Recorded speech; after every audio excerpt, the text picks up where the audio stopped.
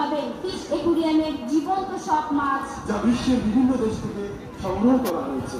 তাই আর দেরি না করে আপনাদের সোনামণিদেরকে নিয়ে এক্ষুনি চলে আসুন আমাদের প্রাণী জাদুঘর ও ফিশ অ্যাকুরিয়ামে আর উপভোগ করুন বিভিন্ন উপজাতির প্রাণী জাদুঘর ফিশ অ্যাকুরিয়াম।